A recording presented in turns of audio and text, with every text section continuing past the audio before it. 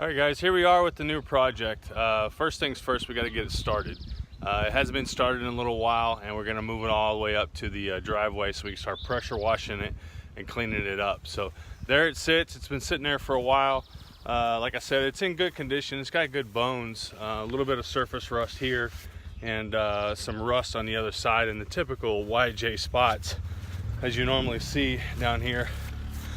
Hole there just under the Jeep logo on the driver's side fender, but it's got good bones. The side steps and the fender flares are all in good condition. The hard top's there, all the parts and pieces are there. We're just going to clean it up, restore it, and get it back on the road again. So we're going to get started today and move it up to the driveway.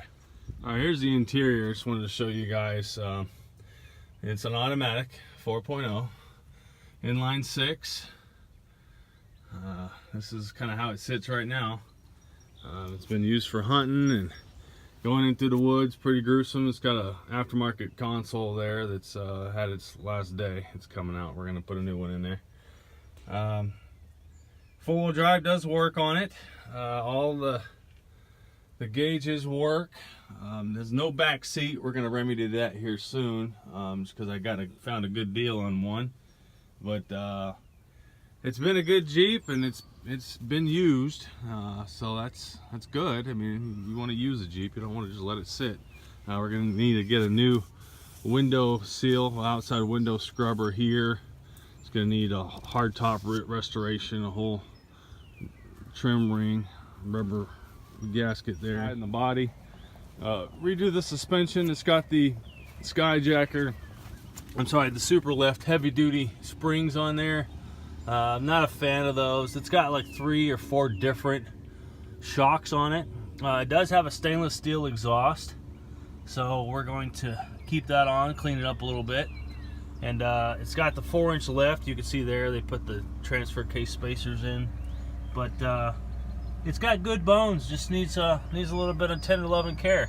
It's like you got Ranchos on the back, and you got your RSX Superlift on the front or something. So we'll get it all cleaned up. Well, we got some rust in the frame here by the rear. Huh? Some rust in the frame back here by the rear tire. The skid plate shot. Fuel tank skid plate shot. I didn't get it started, but we pulled it up here with the ATV. It needs a new battery, needs to be looked at.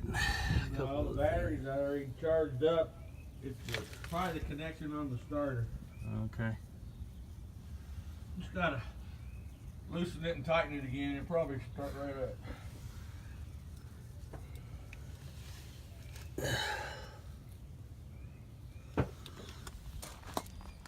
Need a new CB whip.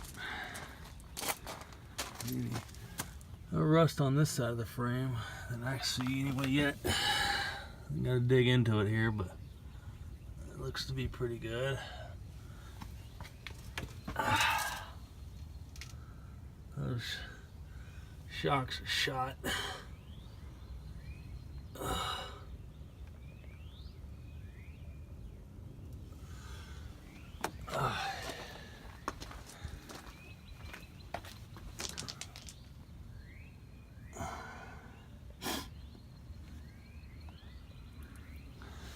I'll spend some time on this the next few days and see about getting it detailed up, cleaned up. It's a little cold today. I was going to do it today, but a little bit too chilly for that. Weather don't know what it wants to do. But you can see the frame here looks good all along here. So just that rear section, and we're gonna have to repair that little foot cooler we have there. So it's got had a brand new windshield put in not too long before it started to sit. New windshield frame, but it needs some work, so we're gonna get to it. Subscribe, like the videos, and we'll see what kind of trouble we can get into with this one. I'll see y'all later.